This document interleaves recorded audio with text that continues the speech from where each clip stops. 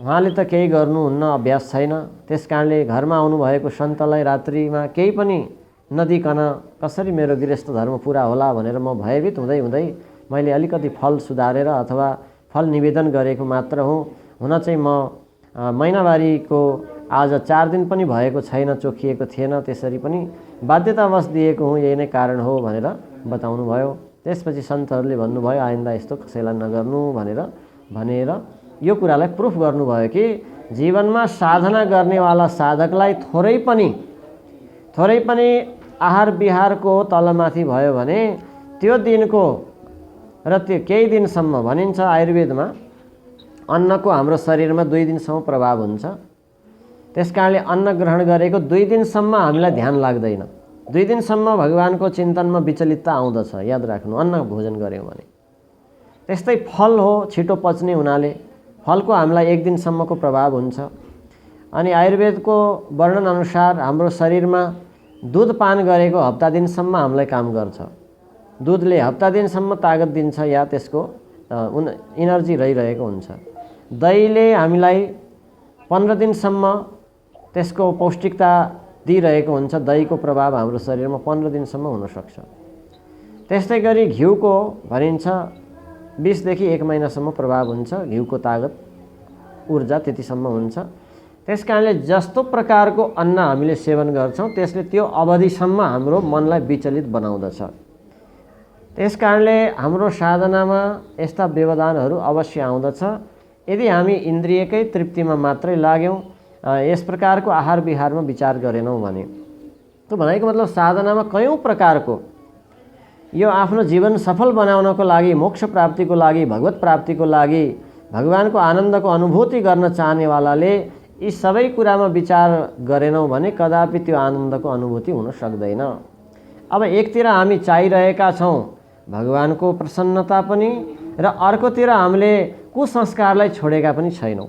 धेरैको हालत यो हुन्छ, के भन्दछौँ भन्दा मैले भगवानलाई त मान्दछु, भगवानसँग प्रेम गर्दछु, भगवानको कथा सुन्दछु, सबै कुरा भन्दछौँ, तर के चाहिँ गर्दैनौँ भन्दा जुन कुरा भगवानलाई अप्रिय छ, शास्त्रद्वारा निषेधित छ, त्यो कुरा हामी त्याग्दैनौँ, त्यो कुरा छोड्दैनौँ। त्यस कारणले हाम्रो साधना जस्ताको तस्तै छ।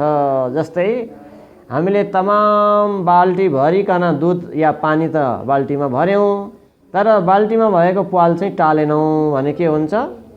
त्यो बाल्टीमा वा कुनै पनि पात्रमा भएको वस्तु टिक्दैन, बिस्तार बिस्तार बिस्तार पोखिन्छ अथवा चुहिएर समाप्त हुन्छ। जसरी त्यसै गरी हामीले पनि जीवनभर गर्दछौँ पूजा पाठ, भक्ति, ध्यान, कर्म, निष्काम सेवा, समाज सेवा, मठ मन्दिर निर्माण, आश्रम निर्माण, दान पुण्य, तीर्थ व्रत, यज्ञ यज्ञादि तमाम गरेका हुन्छौँ, तर के चाहिँ गर्दैनौँ? मूल कुरा भन्दा जो चुइने भाँडो हो त्यो चाहिँ प्वाल चाहिँ बन्द गरेका हुँदैनौँ। याद राख्नु, अर्थात् शास्त्र निषेधित पदार्थहरूको सेवन गर्न छोडेका हुँदैनौँ। मद्यपान, धूम्रपान, मांसाहार आदि आदि यी जो हिंसाको उच्च श्रेणीमा पुर्याउने तत्त्व हो, यस्ता जो छिद्रहरू छन् यो नै छोडेका हुँदैनौँ, यो नै परित्याग गरेका हुँदैनौँ। अनि हाम्रो साधना जस्ताको तस्तै रहेको हुन्छ। तमाम सम्पत्ति कमायो, राति आएर चोरले चोर्यो भने के हुन्छ? मानिस जस्ताको तस्तै हुन्छ। यस्तै कथा श्रीमद् भागवतमा भवाटवी वर्णनमा यही उदाहरण दिनको लागि बताइएको छ। त यस प्रकारले हामीले पटक पटक सुनेका छौँ। त हाम्रो सबैको जीवनको उद्देश्य शान्ति प्राप्ति नै हो, आनन्द प्राप्ति नै हो र सबैले यहाँ संसारमा सुखको लागि भनेरै कर्म गरिरहनु भएको छ, दौडिनु भएको छ। सुखको पनि मात्रै त होइन, वास्तवमा परम शान्ति हो, परम आनन्द हो। त यस्तो प्रयास गर्ने, यति धेरै मेहनत गर्ने हाम्रो स्वभाव छ, तर पनि हामीले नराम्रो चिजको परित्याग गरेका हुँदैनौँ। यस कारणले सदा हामी जस्ताको तस्तै रहिरहेका हुन्छौँ। शान्तिको अनुभूति नै हुँदैन, ईश्वरको अनुभूति नै हुँदैन। वर्षौँदेखि पूजा गरेका छौँ तर ईश्वरको कहिले सपनामा एक छाया पनि आएको छैन भने त्यसको के लाभ भयो? ध्यान गर्न बस्छौँ, जप गर्न बस्छौँ, ईश्वरको प्रेममा कहिले एक थोपा आँसु पनि बग्दैन भने त्यो ध्यानको के लाभ भयो, के अर्थ भयो? त्यो जपको के अर्थ भयो? यस कारणले अर्थ त हुँदै नहुने होइन, हुन्छ। गरेको त्यो फल त एक ठाउँमा गएर जम्मा हुन्छ। परन्तु यदि आनन्दको अनुभूति नै गर्न चाहन्छौँ भने जुन छिद्र छ त्यसलाई टाल्नु पर्दछ। जुन हाम्रो दुर्व्यवहार छ, दुष्कर्म छ, त्यसलाई छोड्नु पर्दछ, त्याग्नु पर्दछ। यति पनि छोड्न सक्दैनौँ भने फेरि भगवानसँग हामी कसरी प्रिय हुन सक्छौँ? त्यसकारणले कुनै महान कुरा प्राप्त गर्नु छ भने तुच्छ कुरालाई त्याग गर्नु नै, यो नै महानताको परिभाषा हो। महान हुन चाहनेले जहिले पनि तुच्छ चिजलाई छोडेकै हुन्छन्, याद राख्नु। हामीले महिनामा 50,000 कमाउने जागिर खानु छ भने पहिले 20,000 को तलब आइरहेको जागिरलाई छोड्नुपर्छ कि पर्दैन? यदि 50,000 को जागिर पाइयो भने 20,000 वाला जागिर हामी छोड्छौँ, तब बल्ल 50,000 को जागिरमा हामी जोडिन सक्छौँ। त्यस्तै यदि हामी परमात्मालाई नै प्रसन्न बनाउने हो भने यो तुच्छ चिजलाई छोड्नुपर्छ, तब बल्ल परमात्मा जोडिनुहुन्छ, याद राख्नु। त्यसकारणले एकैपटक दुवै कुरा गर्छु भन्ने हाम्रो सोच छ, ठिकै छ, भगवानलाई पनि मान्छु, आफूले यो गरिराखेको बानी एकैचोटि छोड्न त कहाँ सक्छु र, त्यसकारणले भगवानलाई नि मानिहाल्छु नि, अनि भगवानले क्षमा गरिदिइहाल्नुहुन्छ नि, पाप मोचन भइहाल्छ नि भन्छौँ हामी। तर यो यति छिटो सम्भव छैन। त्यसकारणले भरेका छौँ चुहिरहेको छ, भरेका छौँ चुहिरहेको छ। बरु थोरै कमाउनु तर चुहिन नदिनु, हैन? हामीले के नै धेरै गरेका हुन्छौँ र, याद राख्नु। हामीले जो कर्म गरेका हुन्छौँ, कर्ममै कयौँ त्रुटि हुन्छ। हामीले जो भक्ति गरेका हुन्छौँ, भक्तिमा कयौँ हाम्रो स्वार्थ लुकेको हुन्छ।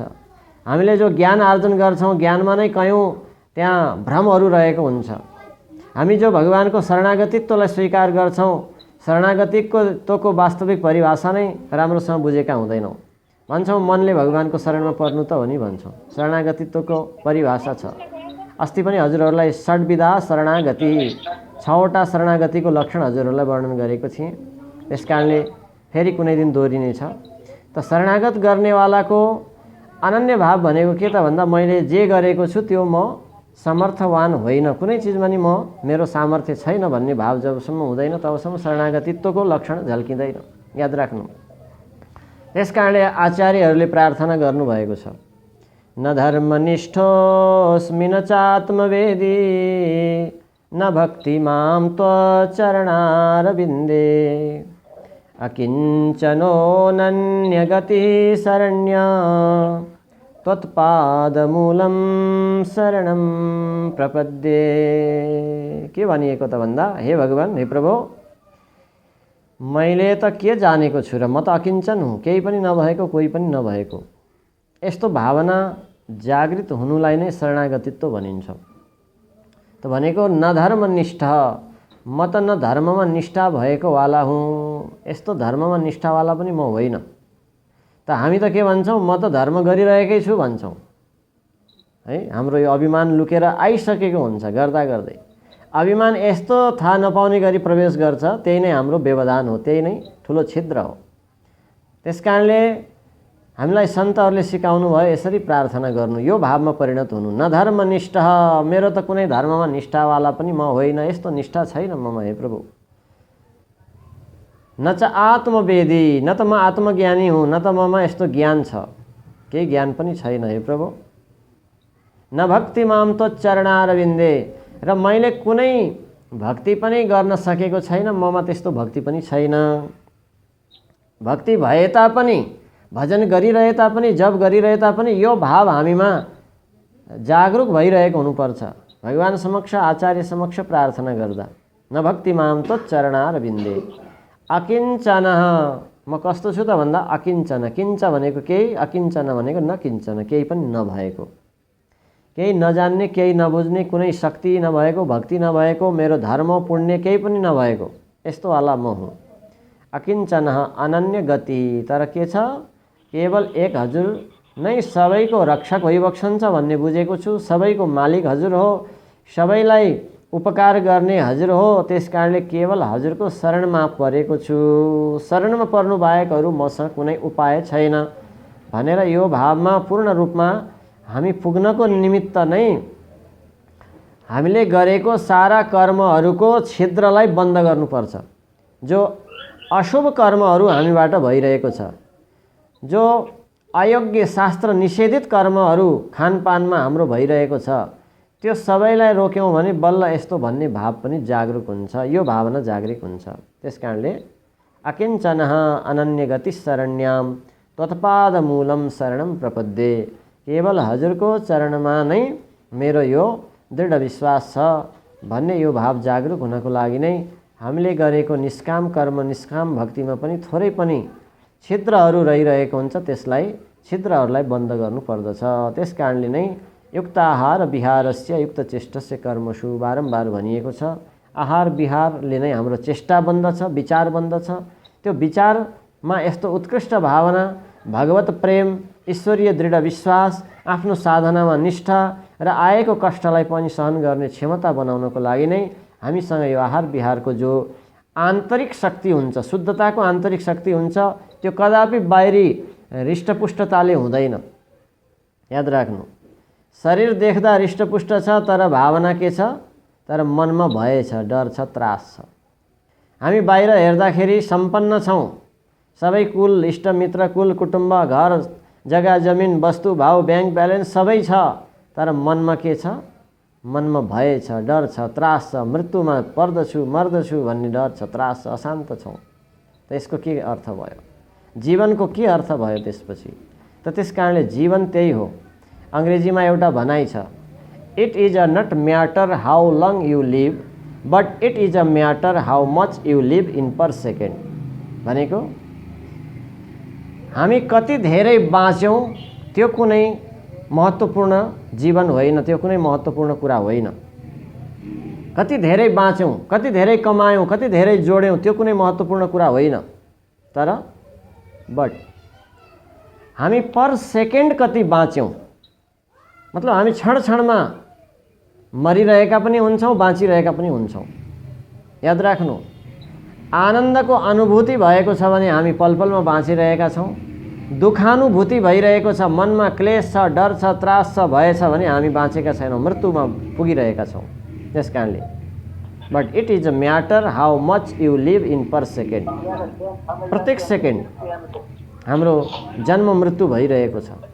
त्यस कारणले जन्म मृत्यु के हो यसलाई बुझ्यौँ भने, नयाँ जो आउनु भएको छ उहाँको माइक अफ गर्नु होला, फेरि आवाज ठोकिरहेको छ। हजुर नयाँ जो जोडिनु भयो उहाँले आफ्नो माइक्रोलाई अफ गर्नु होला, त्यहाँ अगाडि चिन्ह हुन्छ माइकको। कृपया भर्खरै जोडिनु भएकोले माइक अफ गर्नु होला। माइक अफ गरिदिनु होला है, जो अहिले नयाँ जोडिनु भयो उहाँले आफ्नो माइक्रोफोन अफ गर्नु होला। त भन्दै थिएँ कि हजुरहरूलाई कि हामी पल पलमा बाँचिरहेका छौँ, पल पलमा जन्मिरहेका छौँ, पल पलमा हाम्रो मृत्यु भइरहेको हुन्छ। त त्यस कारणले नै बाँच्नु के हो त भन्दा जीवनलाई आनन्दको अनुभूतिमा पुर्याउनु नै बाँच्नु हो। मृत्यु के हो भन्दा जो चिन्ता भयले ग्रसित भएको पल हो, त्यो नै हाम्रो मृत्युको पल हो। त्यस कारणले जीवनको र जगतको तुलना गर्दा सत्य त्रेता द्वापर कलिता हाम्रो दिनभरिमै एकचोटि घुमिसकेको हुन्छ। प्रातःकालको ब्रह्म मुहुर्त नै सत्ययुग हो। याद राख्नु, सत्ययुग भनेको प्रातःकालको ब्रह्म मुहुर्त नै सत्ययुग हो। त्यस कारणले सत्ययुगमा सबै शान्त हुन्थे भनेको बिहानको समयमा ईश्वरको भगवानको अनेक रूपमा यात्रा हुन्छ यस जगतमा पनि, हाम्रो घर घरमा पनि। कसको घरमा आजा पूजा ध्यान भक्तिको कार्य भएको छ त्यहाँ ईश्वरीय अनुभूति हुन्छ। यो सत्ययुग हो, प्रातःकालको समय।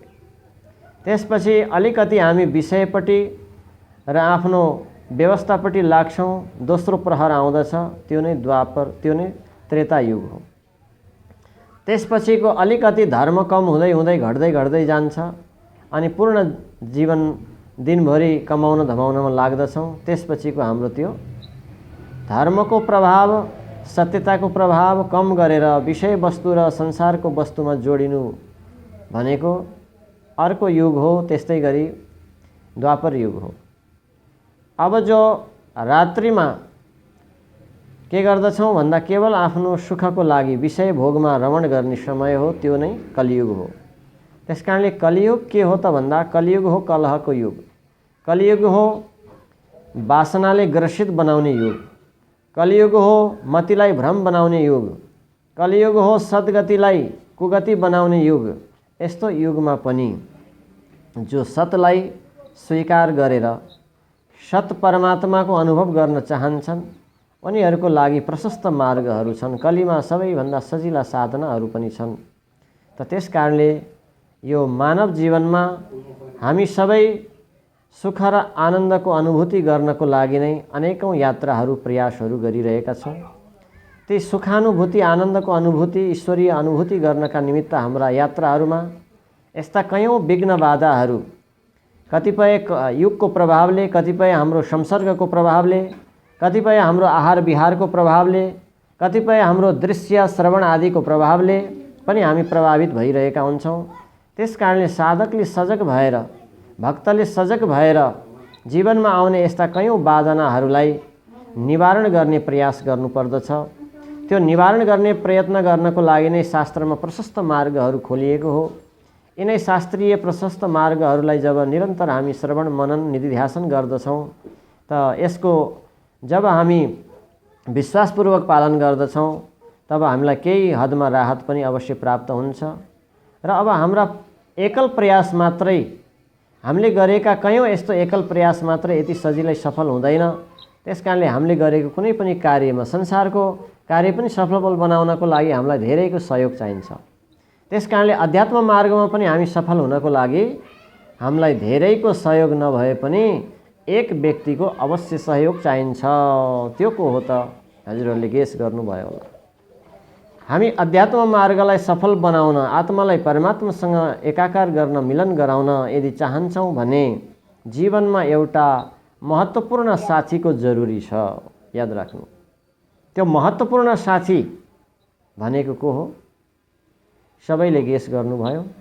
सबै शास्त्रहरूद्वारा निचोडमा वर्णन गरिन्छ। त्यो जीवनको महत्त्वपूर्ण साथी, मित्र, त्यसैलाई भनिन्छ सद्गुरु। याद राख्नु।